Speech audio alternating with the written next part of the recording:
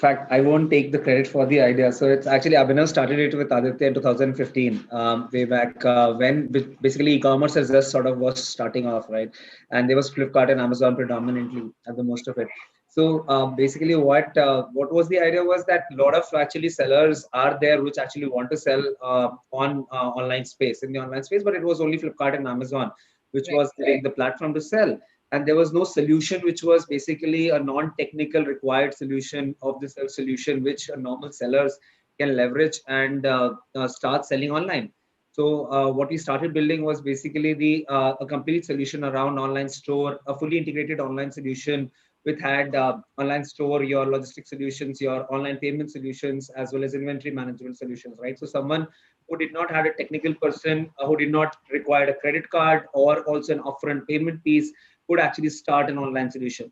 So that actually took off, and it took off brilliantly in the first with the Instagram thing happening, and then we sort of focused on that for a couple of years. After that, the piece that sort of when I joined in around 18 is when this piece around social selling was actually picking up strongly. So when I joined, sort of could see this, that there were a lot of people who want to do it, right? When we actually did acquisitions and we spent on the digital front. But people, when we sort of spoke to them about why you're not actually scaling, they said that the challenges that they faced was that they did not have the inventory to actually scale, or neither they had the money to actually get the inventory. It's sort of a complete different game. So what we asked them that if we give you the inventory, then whether will you be able to actually run this? They said yes. So that is when we actually started on the reselling bit, and that took off like crazy in 2018-19. And that is, I think, from there I've been building on that significantly and gaining money. And there's been no stopping from there. I think you all have only been scaling ever since, which Absolutely. is great. So in fact, Kalpak also, I think, considering 2018 is when Shop101 actually started. What do you think of the social commerce space in itself, like your competition or competitors? How do you also sort of tackle that? What was the thought process when you all started? Yeah. So first I'll go to what social commerce sort of in terms of how do you look at it, right? And normally there are a lot of actually, you see it around happening, right? When you actually see in your families or elsewhere, a lot of people actually sell to people, right? So it's like, it's not something which is new as if you sort of look at the society and the community, right? People were doing it already offline. There were a lot of people actually already doing it. But it was limited by the means saying that you could only sell it to the local people, the people that are close to you, and so on.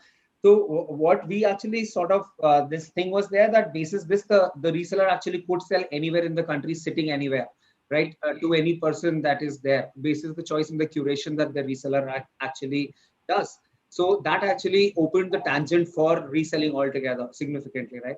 And I think, obviously, as you know, the competition intensity is actually hot in this space, which actually drives more growth for us, right? Because overall market grows because of competition, and that actually drives you also to sort of push more, think more, innovate more. Correct. Okay. Yeah, it's always good to have competition, actually. That's exactly. Absolutely, Kalpak. Yeah. Yeah.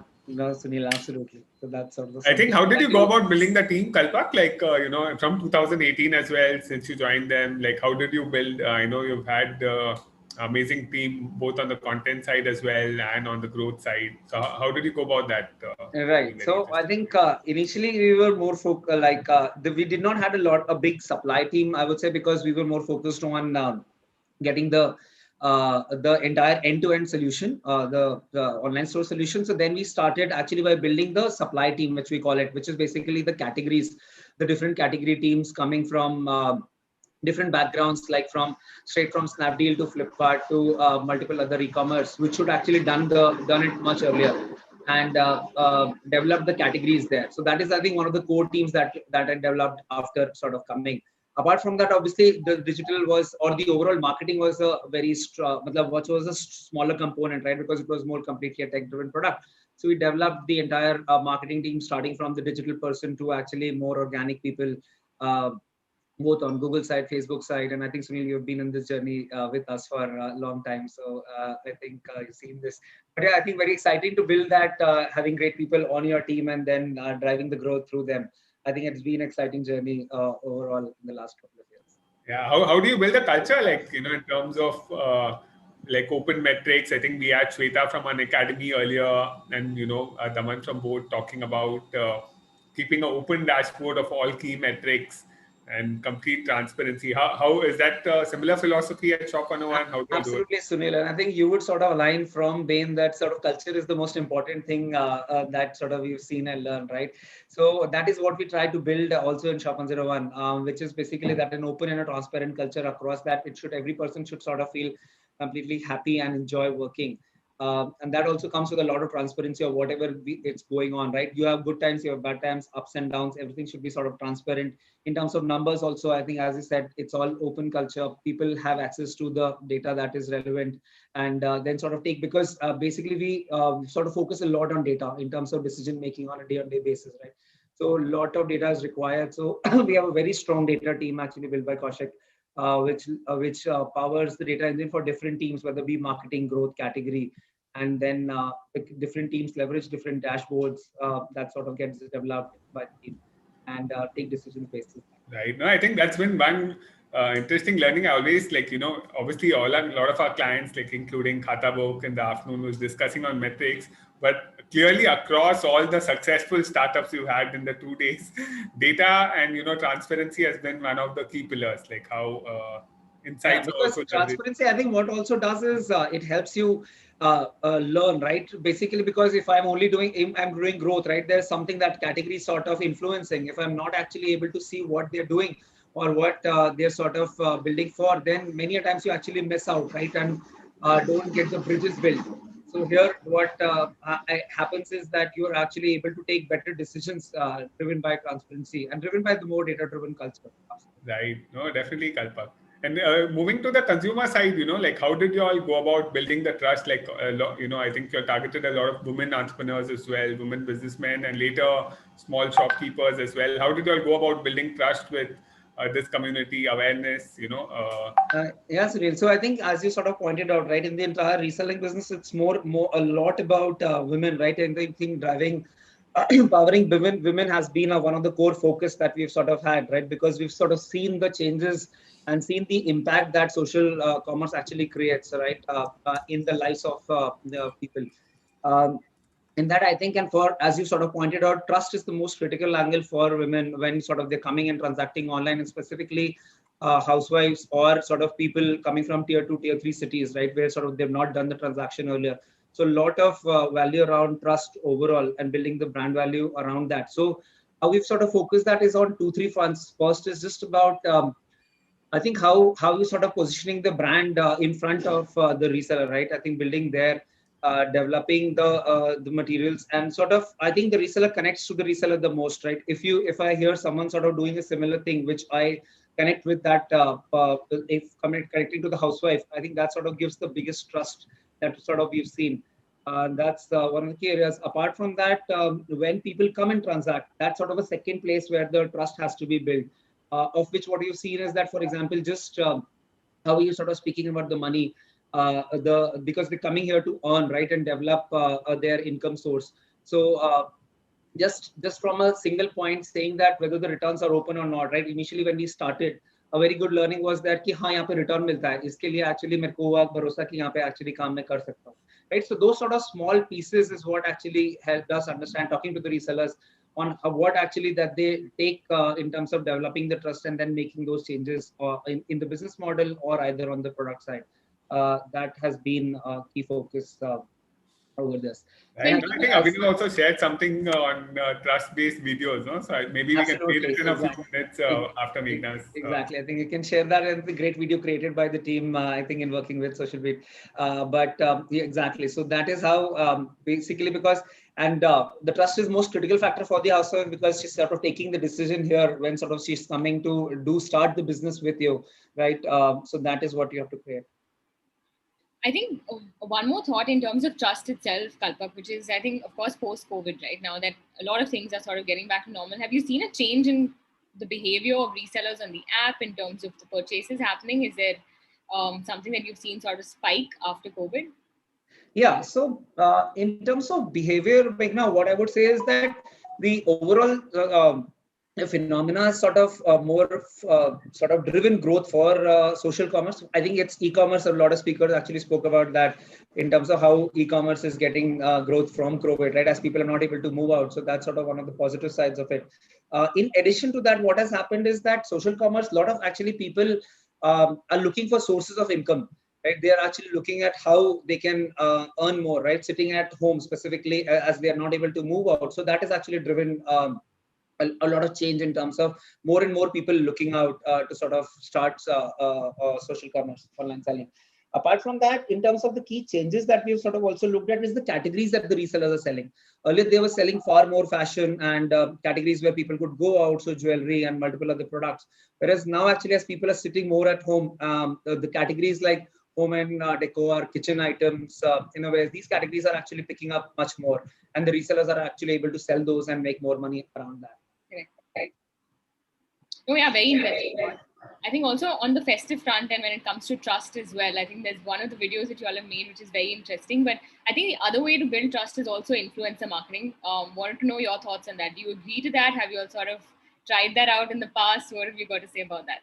Yeah, no, I think Sunil already knows. So it's basically it has been a lot sort of quite a journey, right, in terms of the entire digital marketing, paid marketing, as well as also driving from the organic side. One of the key things that sort of has worked for us is actually influencer marketing.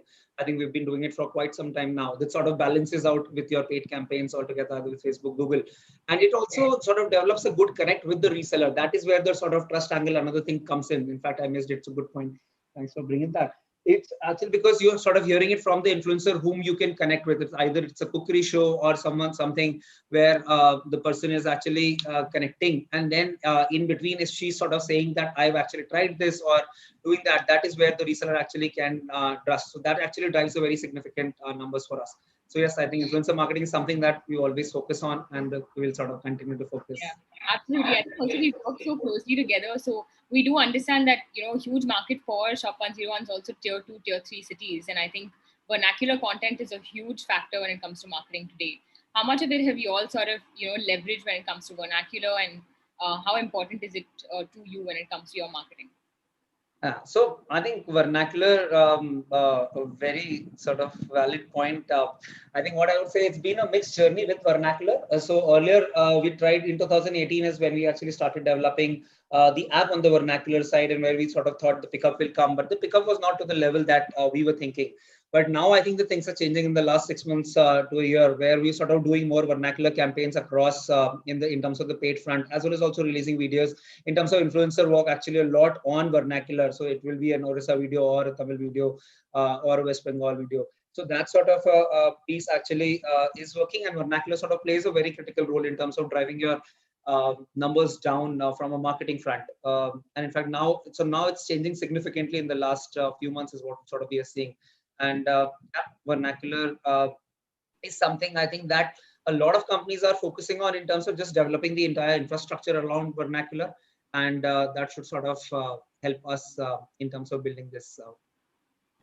I think definitely Kalpak a lot. When Geo, I think last 1 or 2 years, it's really accelerated Bharat's digital adoption, right? And I think brands and we as marketing agencies also probably a little slower than the users. And now only in the last 1 year, we've started creating content at scale Right. for them. Because I think like on one of the quiz questions we had also, 93% of YouTube videos are consumed in vernacular in India.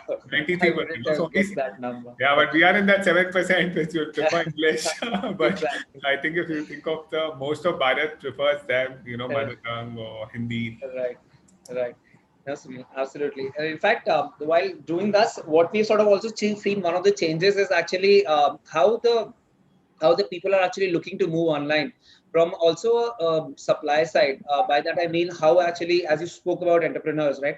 How the existing businesses as well as entrepreneurs are trying to move online, because the local or the existing businesses were sort of impacted by COVID, right? The footfalls were reduced. So a lot of actually companies are trying to move online, even entrepreneurs. So what we've sort of taken this chance actually is to develop, as you sort of spoke, Meghna, Dash101, which is an entire end-to-end solution for someone who's looking to take the business online. So you have an online store, a fully functional online store, theme-based solution, in addition to that, you have integrated payment solutions, which is basically your all online payment, UPIs, everything is at the click of a button.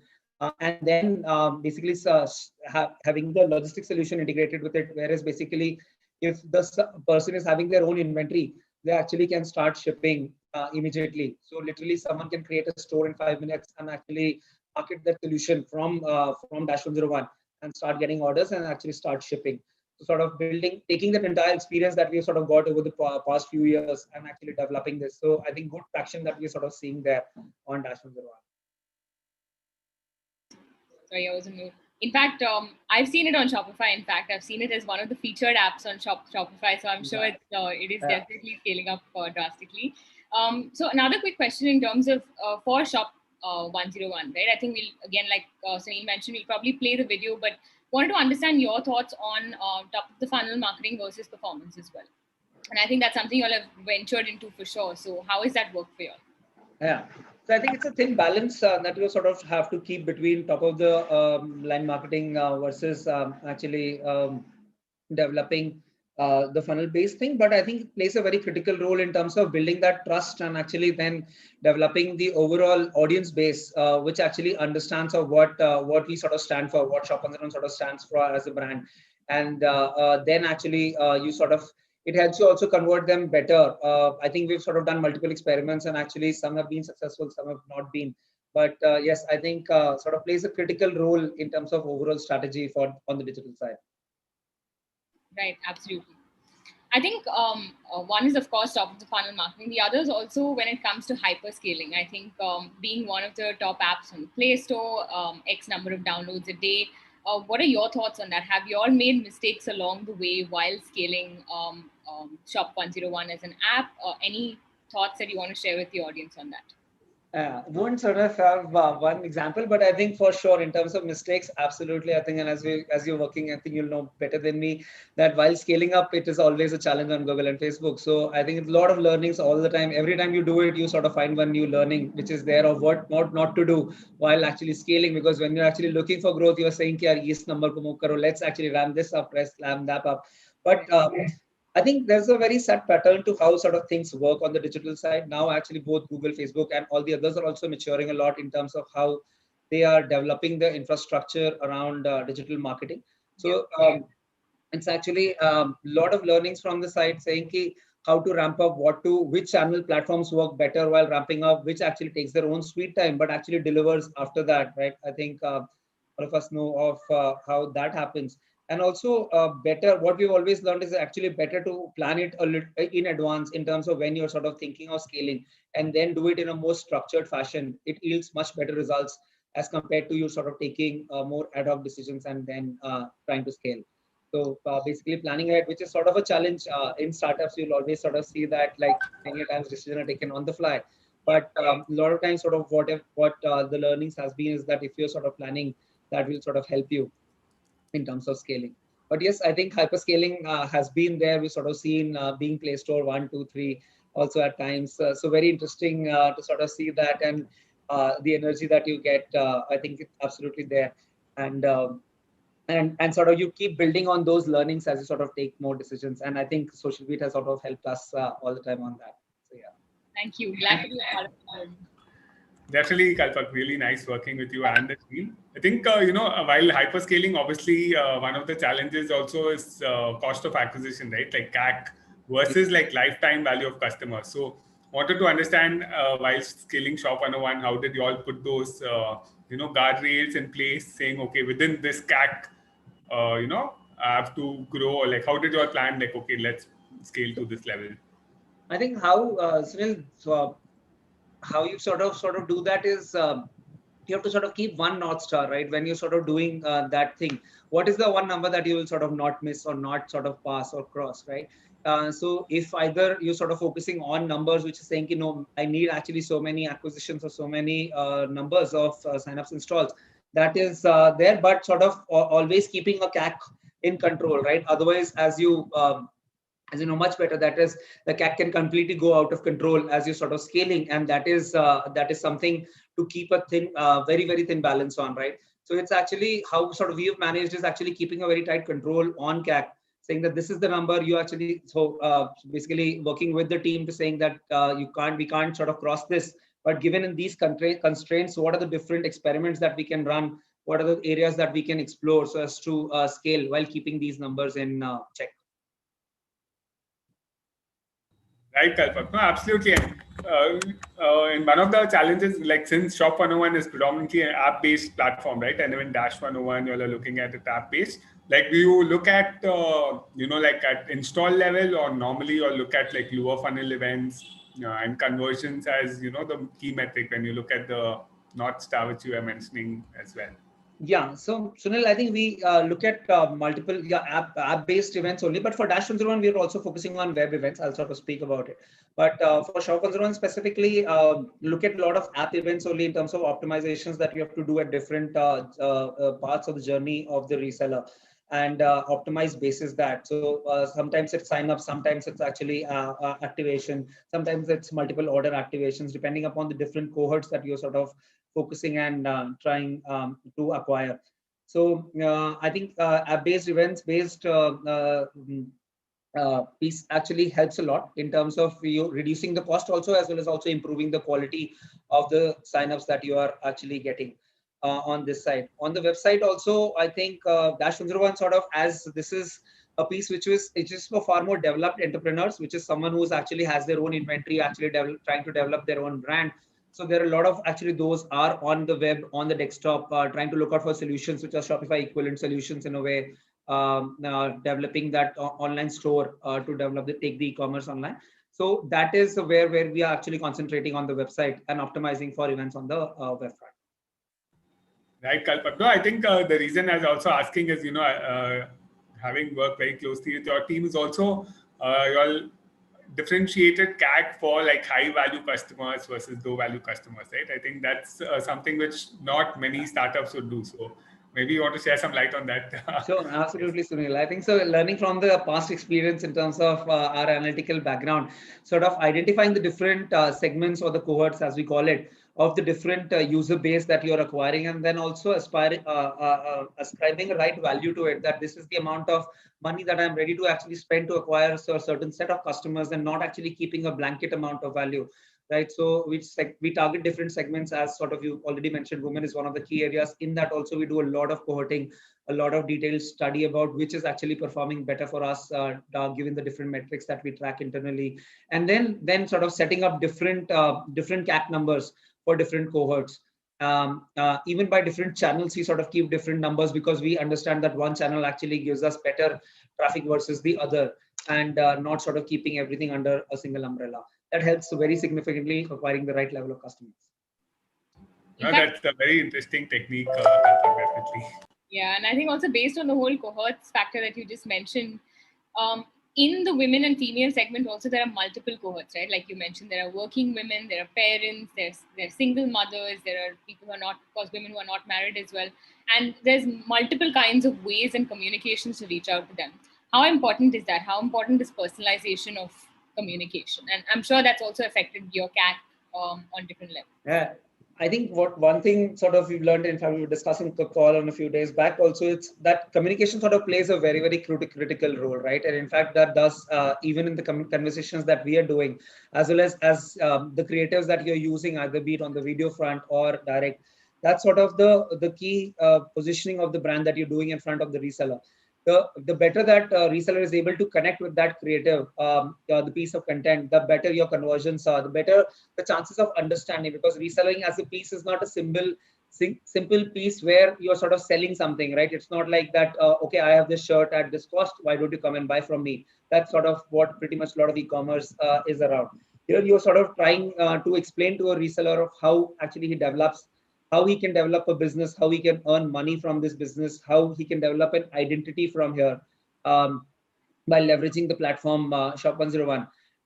And that is where what we've sort of seen the best is that there are different, absolutely, as I mentioned, that different cohorts relate differently with different personas, right? So someone who's there, regional works best, right? Someone from their own state actually makes the most impact. And also then someone from the different age groups.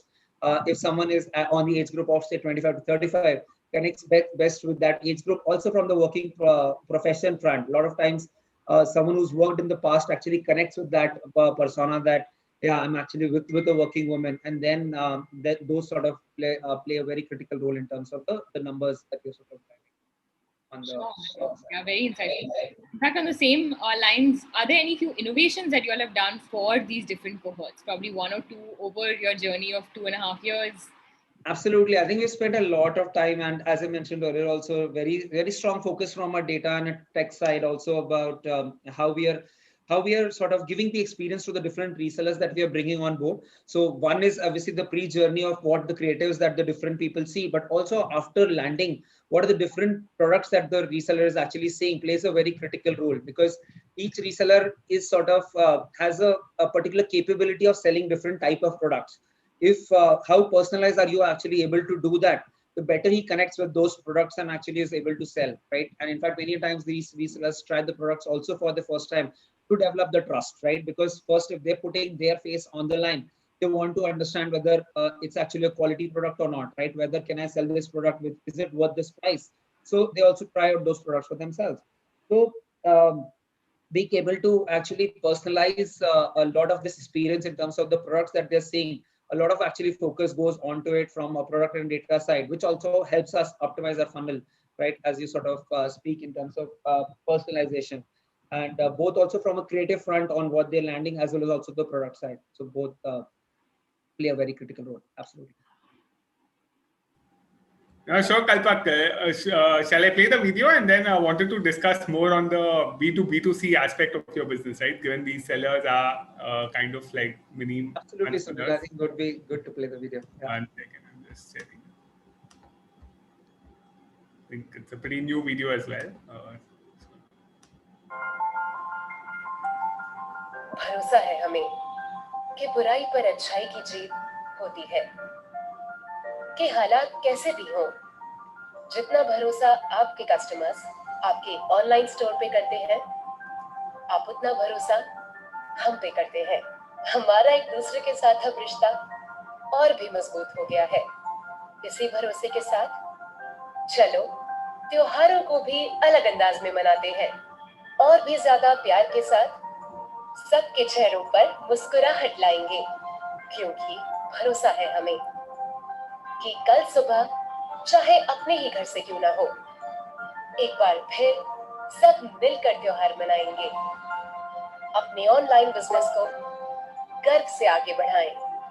This year, let's come together and celebrate trust. Shop101, India's #1 trusted reselling app.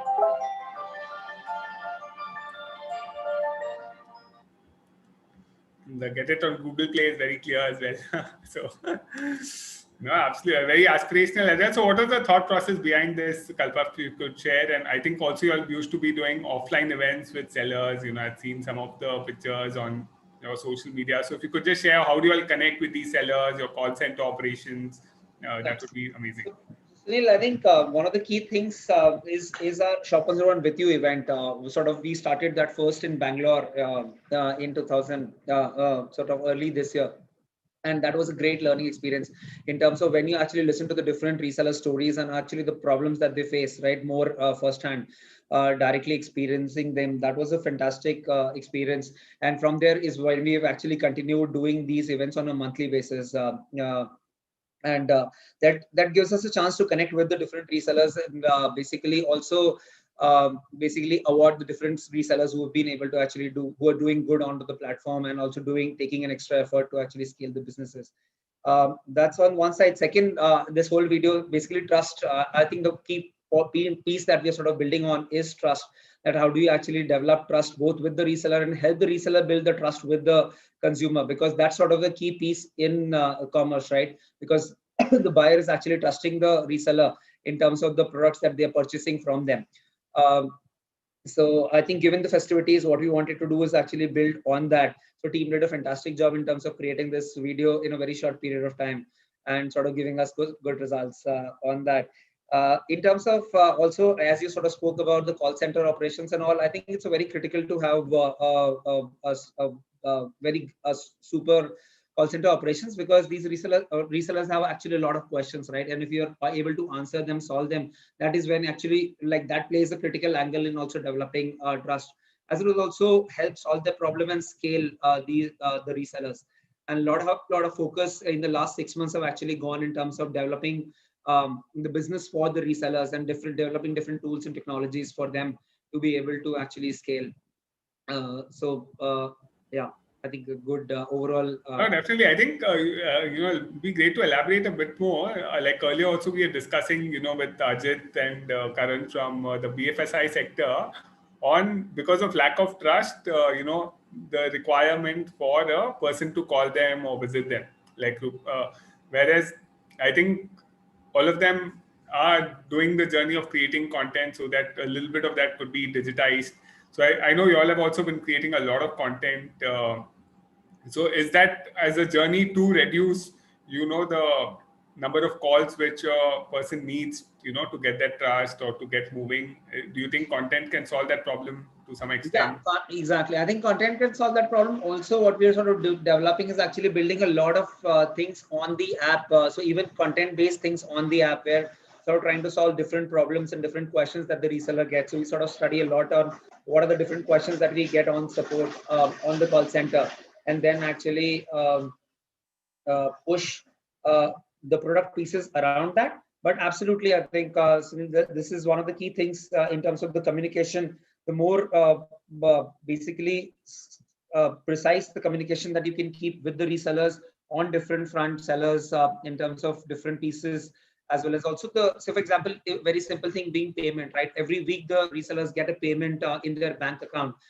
We sort of, even though the money was going into the account, everything was happening, but we were getting a lot of calls. So we sort of studied that in the next level of detail. People were not able to understand the exact amount, either how much amount did I get for what amount of order, how did it actually figure in my bank statement. So all those sort of different things play a very small role, but if you're able to actually solve those questions, then that actually helps reduce us the cost, as well as also develop us for the reason. Right. No, I think it might be a small amount for the organization, but for each of the micro entrepreneurs, even that 100 rupees they work hard. No, exactly. It's a small amount for us, but we definitely never take it that way. Every rupee actually earned gives, even so many a times what we've seen is the first time the reseller gets the earnings, whether it be 10 rupees, it's a life-changing event, right? Because that's the first time the person has earned something, right? The reseller has earned his own earnings. So if you sort of speak about that, we sort of many stories directly, indirectly makes a lot of difference. I'm sure you also have like a whole range of loyal resellers on the app, right, Kalpak? Do you do something special for them as well, like your top resellers, your top customers? How do you go about that? Yeah, so what we sort of, one of the key things that our resellers likes is that we actually run different offers for them, a very basically personalized level of offers, that the aspirations that you can set for yourselves and actually do that. That is something that drives basically motivation for them to be able to achieve higher, right? It's eventually businesses that they're running, and they take motivation from different places, and we try to help the resellers on that. And apart from that, what we also do is actually we have a strong reselling team which actually supports the top resellers. We basically go out and help them in terms of the different problems that they're facing in terms of scaling, or actually other challenges that they face on a day-on-day basis. Right, sure. So on the lines of Dash 101, right? I think you all started right after COVID, I think about a couple of months ago. So I wanted to understand what was the thought process behind that? How did you all get to putting that together so quickly? So one of the key changes making that we were anyways witnessing was this entire Instagram commerce, right? Where a lot of small brands, mini brands, people just selling on Instagram actually were coming up, right? And there was no actual a completely integrated solution which was there available, where the person can sort of start from a piece around just developing the online store to actually the entire logistics solutions, as well as also the online payment, right? Just payment collection sort of is a pain for people.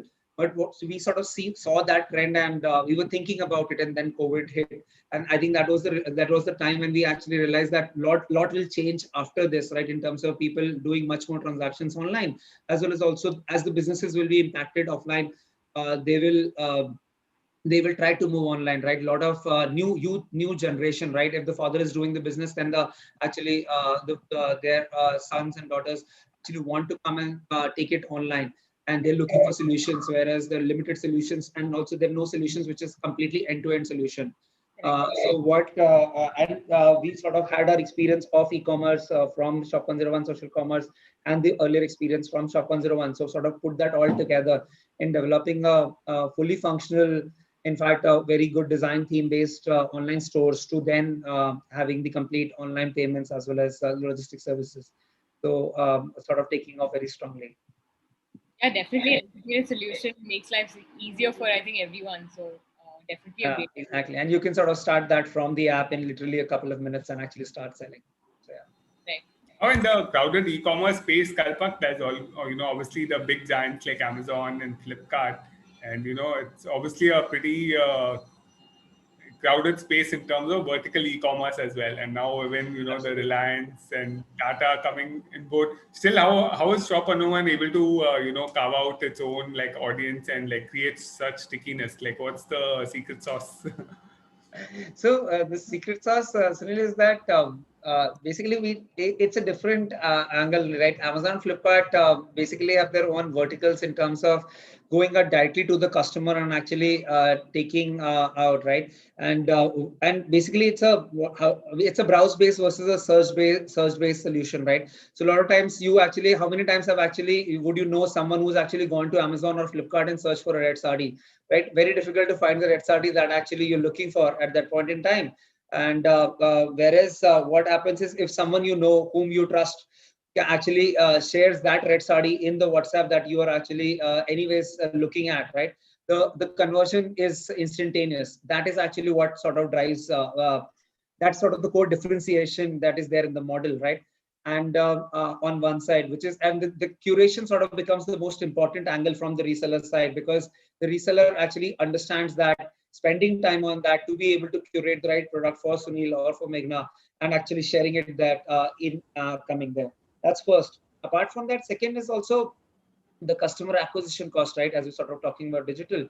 For Facebook and Flipkart and Amazon, it's actually the customer acquisition cost ranges around, say, whatever, $6, $7, $8, $10 that you can talk about, because you're sort of trying to sell the product directly. We actually don't sell the products, right? We actually just sort of acquire resellers who come, who are looking for ways to earn money, who are looking to develop their own identity or actually build a business. That actually come at a much lower cost, right? You're able to get a reseller in 200 rupees or less. In turn, that reseller actually gets around 6 to 8 customers for us. So the final acquisition cost becomes like literally a very small number, less than 50 rupees, right? 30, 40 rupees. That sort of plays the most important difference, right? In terms of the economics also. And after that, what happens is that you sort of, many a times someone will sort of download Flipkart or Amazon and forget about it, right? As sort of our major business comes from tier 3, tier 4. Whereas if you're sort of working with the reseller knows you. He will again, after a time, come back and say, Sunil, what happened? How was the last product? Do you want to try again, right? The chances are that you will say, that was a great product. Why don't you try a new one? So that repeat is also significantly higher. Right. So, like in other geographies also, have we seen like with the increase of e-commerce, like with Amazon and all adding more products, there's going to be more clutter on those platforms, right? So is that like a good sign for like curated commerce like Shop101? Like, have we seen that in other markets as well? Or what's your like hypothesis in terms of? Sorry, I didn't get the other market point.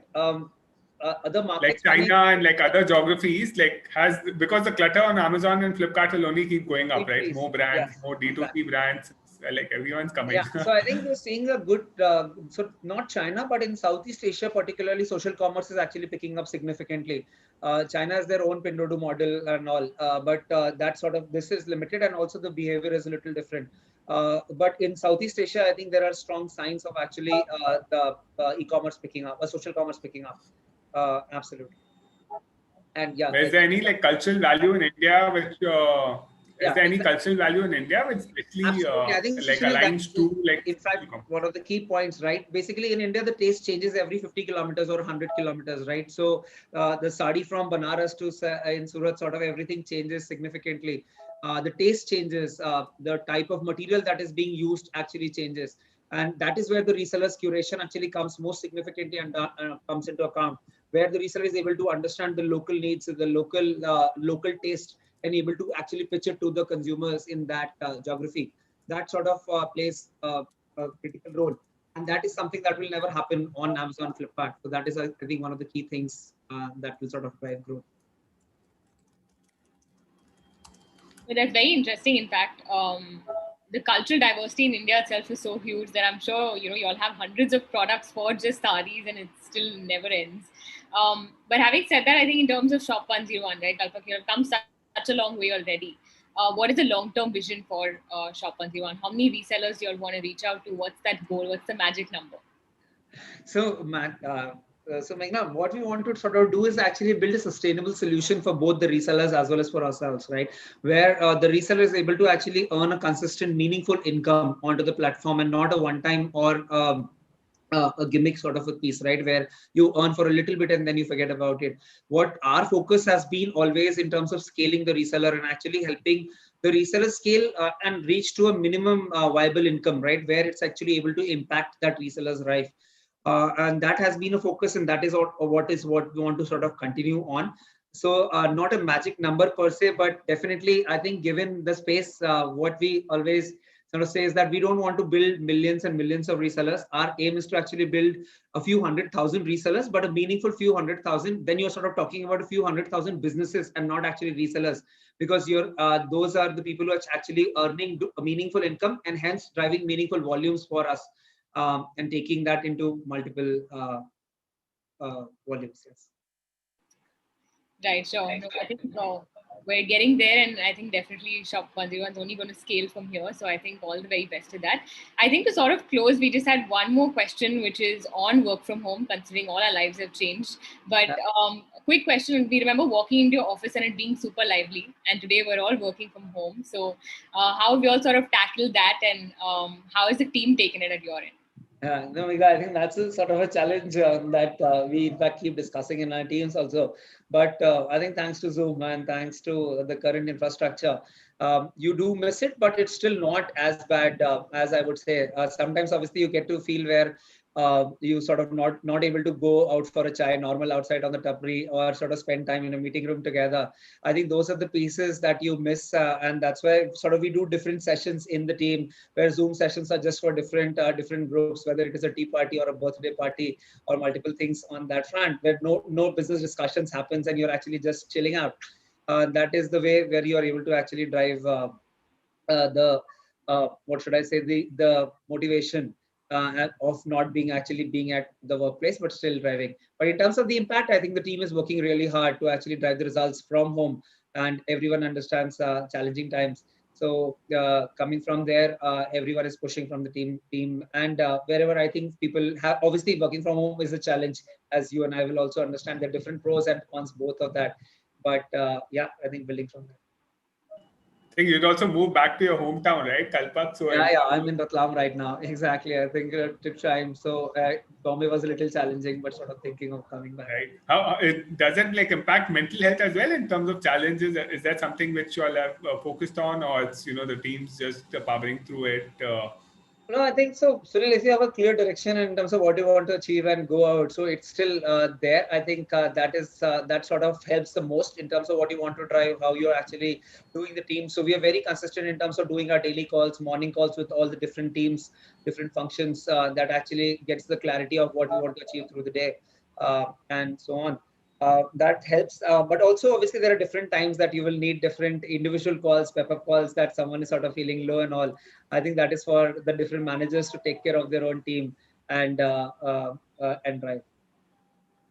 Right. No, absolutely. Any last thoughts, Kalpak, in terms of scaling up so fast, and especially in the e-commerce space, which can be competitive? You all have figured out amazing. Yeah, I think it's still a very interesting space. I think a lot of learnings every day is a new challenge. Is how actually I think we take it. A lot of scaling from there overall.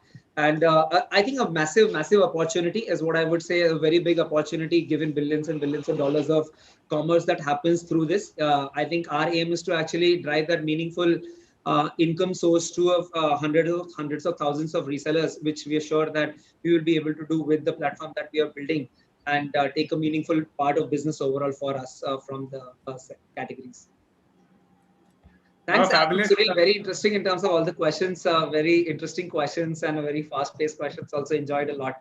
Thanks, I think thanks, Sunil, for this. You are fast and Shop101, and I'm sure Dash101, everything moves fast. So we've also learned to be fast as a digital partner.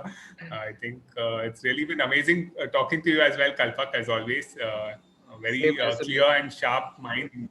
Always willing to learn. I think that's one thing which the Shop101 team always questioning and looking at assumptions, data. I think that's really an amazing approach. And I'm sure will create lakhs of hundreds of thousands of micro entrepreneurs, as you were saying, focus on the quality instead of just volume.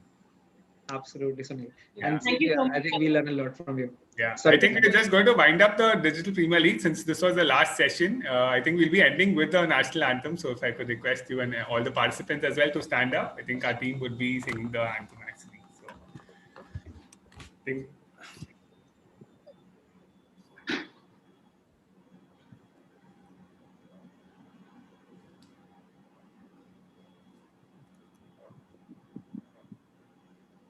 Jana Gana मन अधिनायक जय हे भारत भाग्य विधाता पंजाब सिंध गुजरात मराठा द्राविड उत्कल बंगा विंध्य हिमाचल यमुना गंगा उच्चल जलधि तरंगा तव शुभ नामे जागे तव शुभ आशीष मांगे गाहे तव जय गाथा जन गण मंगलदायक जय हे भारत भाग्य विधाता जय हे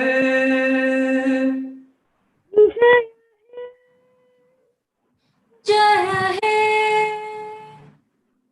जय जय जय जय हे